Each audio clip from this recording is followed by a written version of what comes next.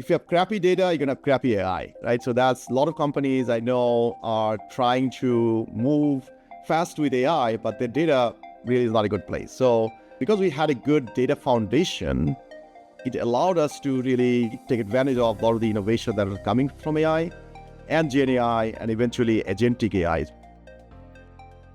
Welcome to Technovation. I'm your host, Peter High. My guest today is Shamim Mohammad. Shamim is the Executive Vice President and Chief Information and Technology Officer of CarMax, the largest used vehicle retailer based in the United States that earns more than $26.5 billion in annual revenue.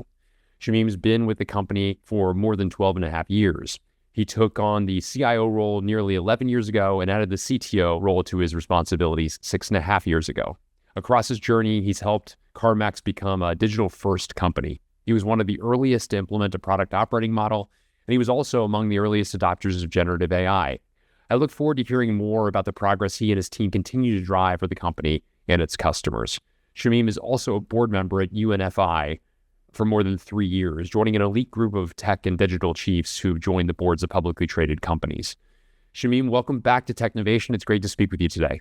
Well, great to see you, Peter. Looking forward to the conversation. Yeah, I'll always look forward to our conversation, Shamim. Thank you so much. And speaking of which, you and I thankfully spend a fair amount of time given the proximity between our offices, but I think it's roughly 9 years since we've been on the record together. And I've been fascinated across the interim between then and now in our off-the-record conversations to hear so much about what has transformed across CarMax. And among the ways in which it's been transformed has certainly been digitally and through better use of data and technology. I'm looking forward to getting into all of the above. But I wonder here at the outset if there are a few things you would list as some of the key attributes that are difference makers across the past 9-ish years since we last went on the record that you would underscore. Yeah, it's hard to believe it's been almost a decade. Yeah. So over the past decade, what has changed is, as you know, we've gone through a pandemic, global pandemic, and the consumers, the world actually changed drastically over the last 9 so years. So from a CarMax perspective, I think one of the biggest changes that has happened is that we have become a digital-first technology company. And also, we became the most comprehensive omni-channel retailer in our industry. What do I mean by that is where customers can buy or sell 100% online or 100% in store or something in between. So those are two big things that have changed, right? What has not changed in the last 9 years is we still remain a very focused culture on collaboration and high engagement and just a great place to work. And we also remain one of the most customer-centric company in our industry. And one thing that hasn't changed, not just last decade, but the last 30 years since our company is founded, was that we established our company on the principles of integrity and transparency, and that has not changed over the last 9 years. That's a great overview. Thank you for that, Shamim. Something else that has changed is your purview. It's grown. When we last spoke, you were the Chief Information Officer of the company. You're now the Chief Information and Technology Officer. And I'd love to understand a bit more what the additional CTO set of your responsibilities and more generally speaking, what your role, how it is different relative to nearly a decade past. Yeah, Peter, the role of technology has always been important for CarMax from the beginning of the company. However, I would say over the last 8-9 years, the role of technology has even become more important, right? Because as a digital first company, that technology plays even a much more critical role in everything we do, like most companies out there now. So CIO, in my view, is a role where, a CIO has to run the business of technology very well. It's really focused on execution. It's focused on keeping things secure. It's making sure that it's driving efficiency throughout the organization. So it's really more like execution focus around technology. And then CTO, just most technology companies, they have CTOs that are driving products and services, digital capabilities, creating competitive differentiations, So that's the role I play also at CarMax. So this is why about 6 years ago, I assumed the role of CTO in addition to being the CIO. So I had to play both roles very well because I get to drive execution effectively and then also have to drive innovation to be successful in my role of a technology digital company.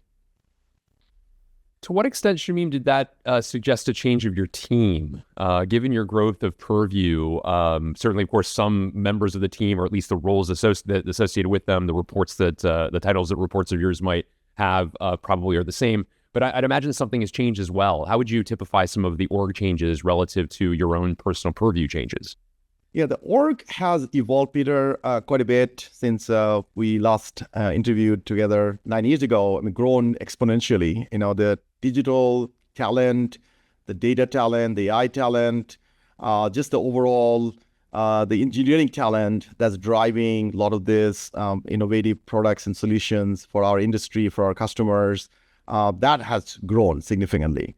And over the years also, we continue to fine tune and tweak how do we evolve as a digital first company. So a lot of those talent and groups and resources continue to develop in my team, and as a company also we kind of learn how to operate like a digital first business, digital first company. So I've been playing basically a larger role in that digital journey and driving kind of innovation through my colleagues and partners. So from just a role, we have a huge product, as you know, we have a big product organization that has grown, and all the product engineering and all the product, delivery type of real resources, they all report to me. Now, the product management still sits outside of technology, but I work very closely with my head of product for driving those innovation. So it has changed and evolved, but we remain very cross-functional, very collaborative kind of organization. I think that is the root of a lot of the success we have as a company. So I think that has remained the same. But from my role, I think it's just playing a bigger role, larger role, a strategic role, driving innovation, driving growth for the company through technology. That's what I've been doing. Yeah, fascinating. You've mentioned now appropriately a few times the notion of CarMax being a digital-first company. I wonder if you could talk a bit about what are the ingredients to doing that? How has that manifested itself? There are several companies, not all, of course, but that refer to themselves as such. And I'd be, as an organization and as a leader who I know has been thinking a lot about how to breathe life into this vision, I'd love to understand some of the necessary ingredients to do so. Yeah, there are few key components to be a digital first company, Peter. In my view, if you're a legacy kind of organization, you have a lot of legacy technologies. Although you want to be a digital company, it's hard to do because the digital companies have certain characteristics, right? They're nimble, they test and experiment quickly. They're able to adapt quickly with what's happening in the marketplace. They're able to keep up with the consumer expectations. They're also able to drive innovation, innovative culture, innovative tool set for their internal associates, right? So those are some of the characteristics I see for a digital company. So for us, it's a few things. Like first, we continue to transform our core technology foundation. So I call it the digital backbone. You have to have very robust, scalable, adaptable technology foundation. So that's today, CarMax, majority for technologies now are running on modern cloud-based technology platforms, which gives us tremendous ability to innovate at a rapid pace. Then a lot of the characteristics, right, digital practices that you would see from a startup environment companies or pure technology companies, those practices and principles are some of the things that we practice, we adopted over the years and continue to fine tune them. The product mindset, right? The product approach that we have adopted almost a decade ago, we continue to evolve that. And that product mindset is a big part of being a digital first company. And ultimately, it's all about driving innovative products and solutions for our associates so they can take care of our customers better.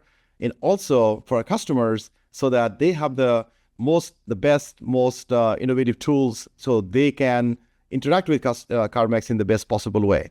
So omnichannel, again, was a great example of that. And last thing about digital first company, in my view, is a company that is able to leverage and unlock the potential of data and the insight and being able to take advantage of the evolution and exciting thing that's happening in AI to bring those innovations, leveraging the data platforms they built. Fantastic insight, Shamim. And I'd love to double click on the data aspect of that a little bit further, if I may. Can you describe some of the building blocks you and the team have put in place to ensure you have the right data strategy and hygiene and governance to be situated to derive more value from it? I'd love to get to, and maybe in a subsequent portion of our conversation, the AI aspect of this. But before we do, I think covering the foundational elements are critically important, since there will be a governor on how far you can go with AI if you don't have great data practices in place. Let's cover some of those data practices as you see. You're absolutely right, Peter. I think data is the lifeblood, right? If the people of an organization is the most valuable asset, I would think the next valuable is really the data. So CarMax, we had good data. We had some of the best and most comprehensive data related to buying and selling used cars. So the problem we had originally, or many years ago, was that we had all this data, but they're not organized, they're not available in a way that we could leverage the best possible way. So one of the first priority we had was to establish a good data governance. So part of the data governance was really making sure the quality of the data. Because we can have all the data, but if we don't have the good quality, and if we don't have the right confidence on the data, then what the decisions and insights coming out of this data, we would not be able to make good decision or not feel good about it. So we put a lot of emphasis on the data governance, data quality, and data ownership across the company. Right? So the data is not just a technology thing; it's cross-functional, and the data owners, in most cases, reside outside of technology. So having that sense of ownership on the data, and then having good data governance, really was the foundation of what we had to do early on.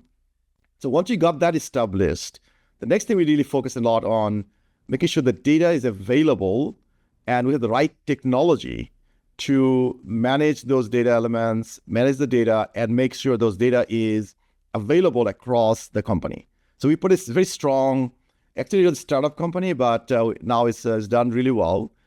We implemented a robust master data management tool that's a cloud-based. So that really helped us to really organize our data in a good way.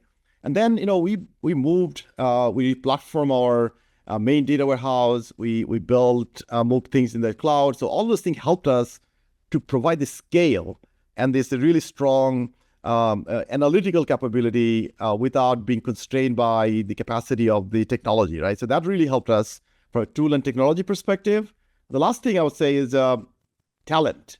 So we really upgraded and added a lot of talent around data. So it's the data scientists, it's the data engineers, the data architects, analysts. So we built a community of strong data leaders across the whole company.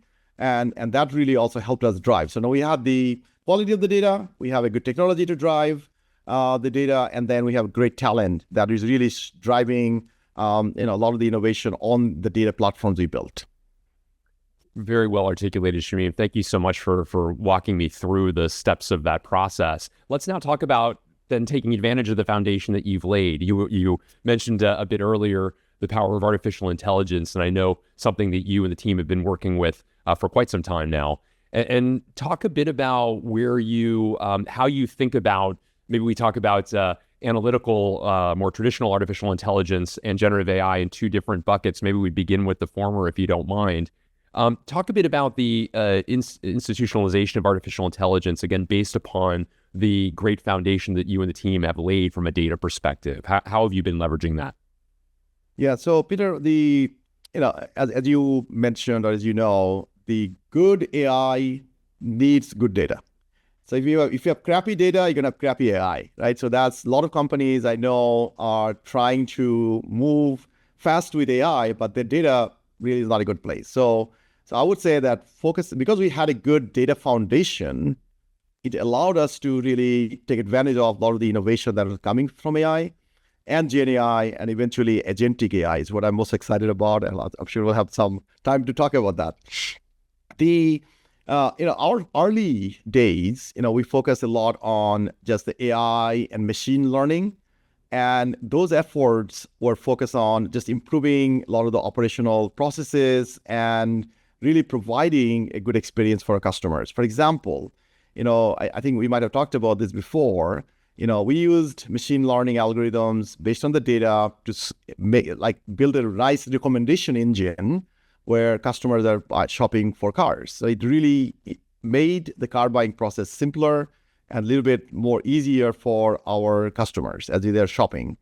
We used machine learning and AI capabilities to drive digital merchandising improvements. So like how we make sure that with the cars we're selling, they're coming across as realistic as possible with all the glitches or all the just as it is, right? Actual cars that are showing up just like the way it would be in a showroom or in the stores, making it very real and practical for customers. So used AI there. One interesting innovation there, I remember a few years ago, our engineers developed something called a digital sweeper. It's like sweeping the floor because we take pictures of cars, right? Every car we sell, we have to uniquely merchandise and we have to uniquely take pictures and present it on the website so the customers who are shopping, they can actually look at it and get a good feel for it. But problem is, we drive the car into a studio, then we take a picture, this little turntable, and sometimes the turntable could be dirty because tire marks and things like that. So our engineers figure out a way to use AI to clean the floor and without changing the car. The car actually the same car presented exactly the way it is, reality in real, but they use the digital sweeper technology, AI technology, to get rid of all this thing around the car. So the car is the car. So actual car with the right visualization by using AI technology. And that is actually patented. We're able to patent that because nobody else has it. So that's a simple example of how we have been leveraging AI from the beginning. Now, I know we're going to get into GenAI. So we are, also one of the early companies to start, testing and embracing the GenAI. Our teams were using GenAI long before, the ChatGPT or GenAI became a big hot topic, probably 6 to 12 months before it happened. And partly because, again, as you know, we have a product kind of team and culture mindset. So our teams are always looking for ways to embrace new technologies, new tools, new capabilities to drive a certain business outcome. So one of the team figured out, hey, we have all this massive amount of customer reviews, massive amount of changes in the cars, description, and all those things. We can use actually a ChatGPT to organize the content, organize the new car use car information, and present it in a way that's easier for the customers to review and assess and evaluate a car. And we had that in production, like I said, 6 to 12 months before ChatGPT was a big popular thing, global phenomenon. Fascinating, Shamim, and so many things I'd like to unpack there. Let's talk a little bit further about now, especially given the fact that you were 6 or 12 months ahead of the world in many cases in terms of your use of it, and not unlike the product operating model, which, by the way, I also would like to cover further in this conversation. You have a lead on many. That is to say, you've matured further as a result of simply time, in addition, of course, to experimentation and validation of value and so forth. Talk a bit about, from a generative AI, and again, I would like to eventually get into agentic, but from a generative AI perspective, where you've seen the most value, as well as maybe some of the things you're most excited about in the use of it. Yeah, I think, as you know, we are probably still in the early stages of what AI can do for the world. There's a lot of excitement, a lot of innovation, a lot of hype. It's really being able to identify what's real and what's not. And more importantly, what of the AI capabilities available we can use responsibly to drive a business outcome, right? Ultimately, if we focus on the business outcome, then we can find the right tool to do it. And AI sometimes may not be the right tool, right? That's something to keep in mind. In our case, where we have the GenAI, I found the most benefit is really aggregating a large amount of data and content and being able to organize and drive insight from it. One area that we are taking advantage of is really around our internal knowledge base, our customer, our information about different rules and policies and different requirements of used car, because it can vary from locality to locality. So we created an internal GenAI based tool called Rhodes, RHODES. So that really empowering our associates internally to be able to get to information, but organized in a way that greatly simplifying their job, and they're able to get to information quickly. And then they can help the customer. So that's one thing we are very excited about. The other one is we call it Skye, Skye. This is more for the customers, where as they're buying or selling a car or financing a car, this Skye tool allows them to really navigate through that whole buying and selling process. So the two areas we're very excited about, or we're experimenting in a lot of different areas. I think the engineering side, here, huge opportunity, right? As you know, there's always going to be shortage of technical talent, engineers, developers. So using code generation tools or AI to generate code that our engineers don't need to, right? They can still over review, and they can still make sure that it's done securely and all those things. But ultimately, though, if we can take 20-30% of the coding, done it through AI, that can greatly increase our capacity, and we can actually drive that newfound time to drive more value, and where we can mostly use those very precious and scarce developer engineering resources. So that's an area also I'm very excited about. Very interesting. So you see this as more of an augmenter. There are those who pontificate that in the shorter, medium term, this could lead to competition, if you will, between artificial intelligence and human, with AI perhaps winning, meaning less necessity for humans. You see this rather as something that adds efficiency, that allows humans to do more as a result of the time that is freed up. If I recap that well. Yes, Peter, that's very well said. I don't think. Some roles might change and evolve, and we've seen this over the 200 years, right? New technology comes, it's gonna take everybody's job. But in my view, AI is just like any other tool we've seen in the past. However, it is the most transformative tool that we might have seen in our lifetime, right? So it comes with a lot of possibility. But ultimately, though, this is meant to be, in my view, this is going to be making the humans better. It's really more augmenting humans. And in some cases, it will replace some of the tasks that are not value added. It's not really accretive. It's not really driving a lot of value to the companies or individuals. So we can use AI to simplify and automate and make those things better. But it's just going to free us our time to do more things where we can drive most value for the organizations and for ourselves. So yeah, I don't see it taking everybody's job. Yeah, that's really well articulated. Thank you. You mentioned earlier, and I'd love to turn to it now, how excited you are about agentic artificial intelligence. Certainly in many ways, the next wave of innovation that is as being predicted and even in some cases realized. Talk a bit about why you are so excited about it, Shamim, and again, where you foresee some of the applications of it in a business like yours. Yeah, so Peter, that's where, this goes back to the last conversation we just had. I see the agents is the next evolution of GenAI. So you can think about machine learning, AI, GenAI, agentic AI. So agentic AI basically is where you build those independent, with certain guardrail, independent agents to take a part of the role that you may have, automate certain parts of the process or a certain use cases, so that does the job for you, that frees up your time. So think about a mechanic, for example. So we have technicians, they're working a lot of cars.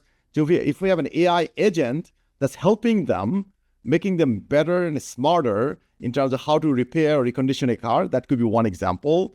Or you can think about, I gave you an example of Skye, which is a GenAI tool to help you buy or sell a car. Now we can make it an agent so that shopping agent can help you do most of the work for you and come back with a recommendation to you as hey, Peter, based on you and your preference, this is the car you should buy, and these are all the things I've taken care of for you. So those are like a couple of examples, but I can see that pretty much every role, every business process function, there could be some agent or small agent that's very specific purpose. It's not this agent does everything, right? But the agent can take a certain part of the function, a role, or task, and then automate and operate in a way based on the guardrails or the responsibilities we have assigned to that particular agent. So that's how I view this evolving, and which is exciting because until now, a lot of people are experimenting with GenAI and other things, but ultimately I think the agentic AI is where we're going to see a lot more benefits coming out of AI. So that's why I'm very, very excited about it. I can sense your passion for it, and really interested to continue to remain abreast of the progress you and the team make relative to it as well. I know the most recent conversation you and I had in your offices in Richmond a few weeks back, you talked about the increasingly complex partner ecosystem that an executive like you must manage. And this is a fact of life and an essential element to managing a great tech and digital organization and ultimately a company at the scale of yours. Talk a bit about how you best manage that ecosystem. By having so many partners, obviously it introduces complexity, but as I mentioned, it's also a source of speed and insight and innovation as well. And so one must, in order to accomplish the latter, one must grapple with and the complexity associated with that. Talk a bit about how you think about best doing so such that you derive as much value as possible from the ecosystem you've curated. Yeah, I think it first is recognizing that to be successful, no company or no team can do it alone, right? We have to rely on the ecosystem. So the more effective we can make our partner ecosystem, the better we will be. So first, in my view, the first thing you got to do understand, you may have 50 different suppliers of technology that company you work with. Identify which ones are your most important ones and which ones are most strategic. And then don't look at them as a supplier. Look at them as partner, right? They're not just a company that's trying to get revenue or sell you more stuff, but they are your partner. You need to co-create, co-innovate, make progress together. Right? We have this win-win kind of mindset that you can help them, they can help you. And you do that by investing time with them. Spend a lot of time with not just the sales team on those companies or partners, but also find a way to engage with their product development, their engineering teams, engineering leaders, because they're the one actually working on things that you must be most interested in. So that's one really important one. The other thing is, these VC firms, venture capital firms, and a lot of the startups, spend time with them also, because I get so much energy by talking to a founder or a CTO of a small startup. They're doing things, they're going for the impossible. Some will be successful, some will not be, but just talking to them, you can see the vision, right? You can understand the energy they have, they're going after things that are disruptive. So just staying connected to that kind of group of folks are going to be really, really, is also very important. And then lastly, I would say is don't be afraid to switch out a technology or a platform as your business is evolving, right? In our case, we build an architecture that we can plug in and out different partners based on what's happening, because those partners also not all innovating at the same pace. So some are falling behind, some are winning. Then make sure that you are staying with the winning kind of partners and not getting stuck with legacy old companies that really cannot change. Because for you to innovate and for you to move at the speed you need to move, you have to make sure your partners are also moving along and reinforce that with the partners when you talk to them. That's so well articulated, Shamim. I love that notion. I've not heard others say it quite like you did, that if you're going to continue to innovate, if you're going to continue to be a leader, you need to surround yourself with partners who are doing the same thing. And understandably, if you have a collection of those, they are not all going to be progressing at the same rate. And so continuing to evaluate the progress or lack thereof and making changes where necessary so that their lack of innovation, their lack of change isn't impeding your progress becomes an important set of factors. Very nicely said. Thank you so much. I want to turn, Shamim, to the product operating model. You mentioned it earlier a couple of different times appropriately. And you were one of the first practitioners I can remember explaining this to me. I remember where we were in an innovation lab of yours in Richmond, and you shared with me as we walked the floor, this again 9 years ago, as we walked the floor, you pointed to cohorts of people that were from multiple parts of the organization. And you said if you look around them and you heard them talk, you wouldn't know who the IT person was, who the marketing person was, who was from which discipline, because they've sort of melded together in such an interesting and productive way. Again, this is 9 years ago. This is a set of practices that so many of your peers are just now introducing into their organizations. And so much like the prior conversation about AI, you have a lot of turns at this. You have evolved tremendously through the model. And I'd love to understand how it has evolved at CarMax. What's different today relative to recent years as you continue to progress the model that you would underscore as areas that your peer group might consider striving for as well? Yeah. So we still remain very committed and we remain a firm believer of the product operating model. And we are so glad that we started the journey many, many years ago, because it gave us so much flexibility. It allowed us to be so adaptive over the years. So we remain very committed, and the core principles of the product model still remain the same. The core foundation, right, is cross-functional team, it's a mission-based, it's culture of experimentation and test and learn, and always looking for that what's going to drive the best business outcome. So those principles still remain the same. We still have the product teams are still very small, 7 to 9 people. So those things remain there. What we have learned over the years, though, that how the product teams are organized, like the individual team, how they group and how they report up and how they structured, some of those things we had to change over the years because our business also changed. Right? Before, we had all the product teams organized based on the customer shopping journey. That was really when we talked originally many years ago. But now they're more focused on the 3 big sort of groups. We call it a platform. There's one group called retail, the other group called supply. So retail means anything to do with any customer associate experience. So that's retail. Then we have supply, anything to do with buying and procuring the cars and anything to do with logistics. So all moving the inventory and getting the inventory, that's the supply. And then you have the platform. This is like a shared set of products and services that both of those retail and supply are using. So it's a little different than how they were before, but the individual product teams remain exactly the same way like they were many years ago. The other big thing is we've grown. When we talked 9 years ago, we had maybe a handful of product teams, right? We probably had, 25, maybe at most 30. Today, we have 70 plus product teams. So, and today, pretty much everything that's driving innovation, driving customer experiences, they're driving competitive advantage, this is done through these product teams. So product principles and everything has become even much more ingrained in the whole company. And it goes back to the very first question you had is about being a digital first business. I believe being a product-centric organization is what's enabling us to remain a digital first business and grow as a digital first business. Super interesting. Again, appreciate you sharing those perspectives. We keep returning to the duration of your role, or at least the duration of our collaboration and friendship. But I want to. You've been with the company for nearly roughly 12 and a half years. You've became CIO nearly 11 years ago, 6.5 years since adding the CTO responsibilities. It strikes me that part of the richness of your team's accomplishments are aided by the fact that you have been with the organization through so many different cycles.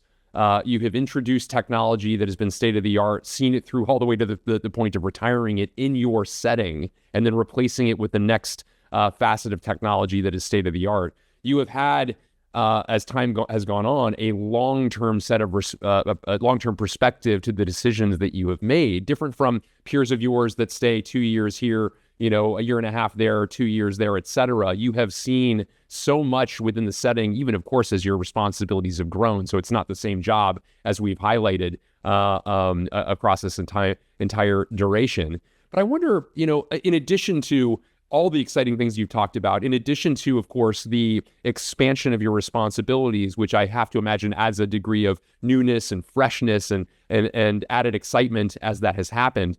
What has kept you with CarMax so long? How has the organization benefited from having such a strong leader as you with your hand on the steering wheel for such a long time? Yeah, that's an excellent question, Peter. I believe there's a single answer to that. Right? The reason I remain at CarMax is because of the culture, the people. And let me elaborate that a little bit. I think the culture is that CarMax has is really highly collaborative, right? That is something I thrive on. I like to be part of a team where people are generally driving in the same direction, but they're very collaborative and they're very open to getting and providing feedback and then working together to improve as an organization. So that's really what the CarMax culture is. People first. You are encouraged to take steps. You're encouraged to learn new things. Encouraged to take chances, and it's okay to occasionally not be successful and learn from it. So because of the culture of that sense of collaboration and mission-based organization, we are very different today. Like if you think about even 30 years ago versus even 9 years ago, we are a completely different organization that is digital first, that is still a industry leader in the space. Especially, I believe we are the most innovative company in our industry still, and we are still the largest seller of used cars in the US. So all those things are still true, but the culture piece is really what's helping us to remain operating in that mode. And to me, it doesn't feel like I've been here almost 13 years. It feels like I just started because I see the opportunities are immense in terms of the company where we're going. Huge marketplace, lots of opportunities to improve and continue to be the most customer-centric company in our industry. I mean, those things excites me, because I see the possibilities are immense because I feel actually more excited today than I did probably when I joined the company 12 and a half years ago, because that time it's a little bit nervousness about the joining a new company, new industry. But now I'm like, I see the possibility, I see the opportunities, and all those things excite me a lot. So that's what's giving me here, culture, the people that I work with day in and day out. Remarkable. Thank you so much for those reflections, Shamim. I wanted to also ask you, you have gained entry to the board level. You're a technology leader who's joined the board of a consequential organization. A little more than 3 years ago, you joined the board of United Natural Foods. And I wonder if you could reflect upon your time as a board member, advantages that have accrued to you as a result of joining it, and any sort of further reflections you might have about what a tech and digital leader adds to a board like the one that you're a part of as well. Yeah, joining the board has been one of the most rewarding experience for me.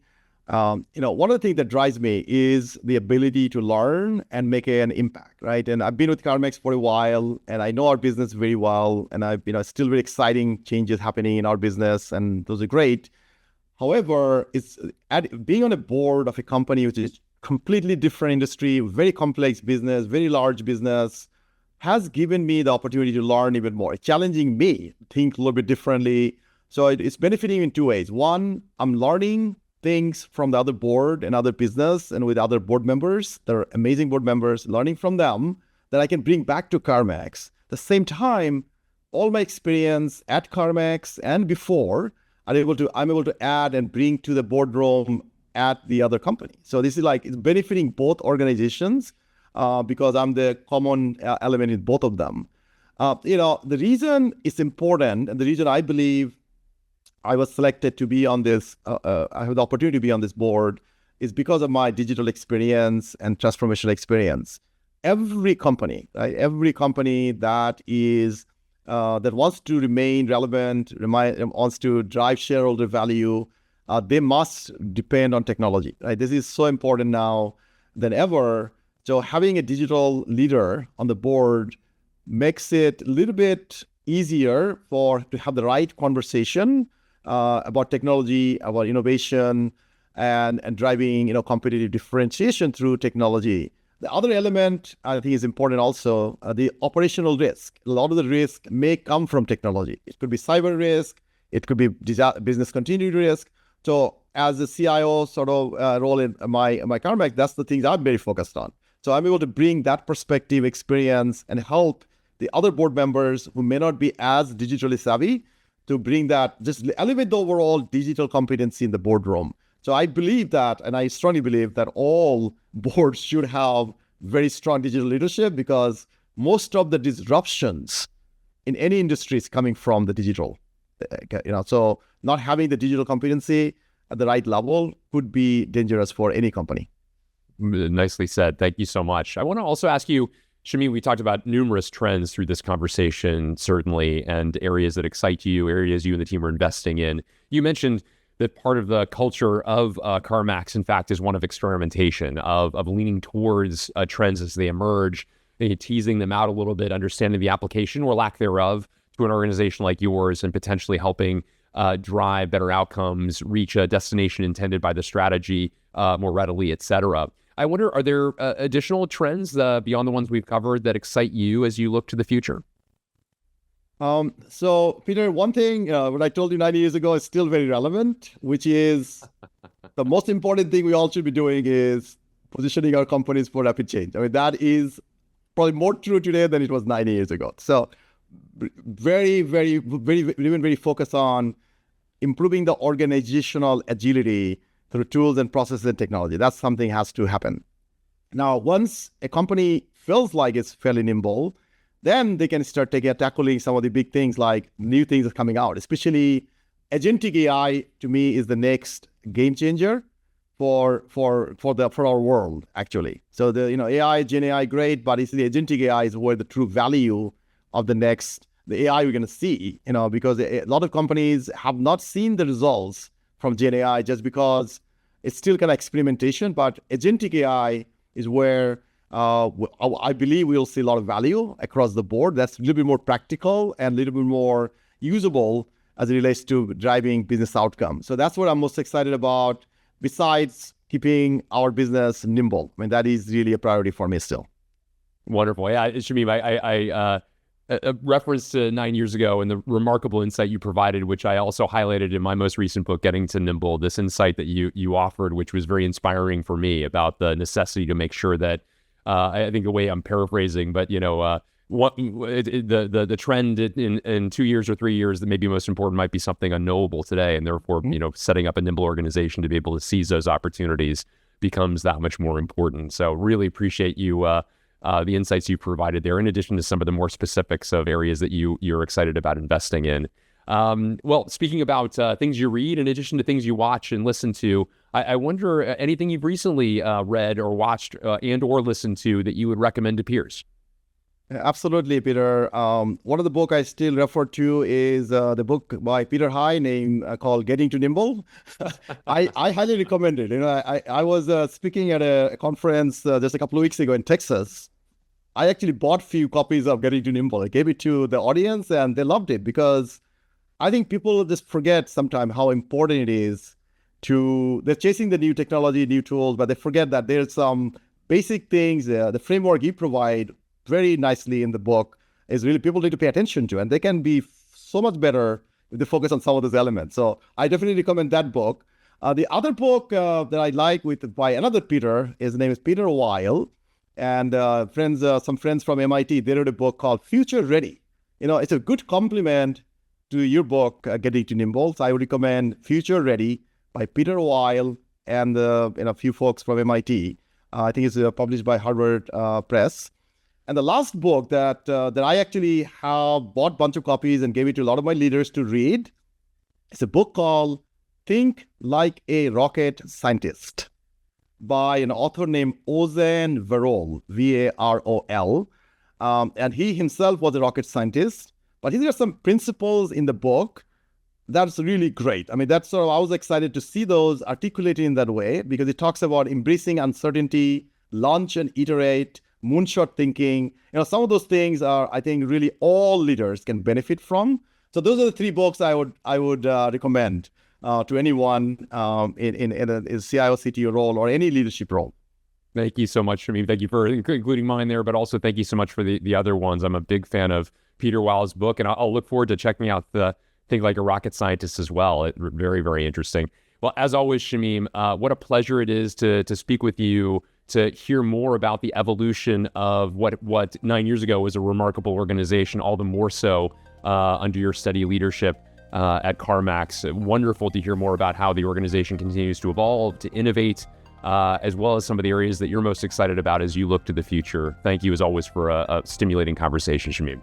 Thank you, Peter. Looking forward to talking to you again soon.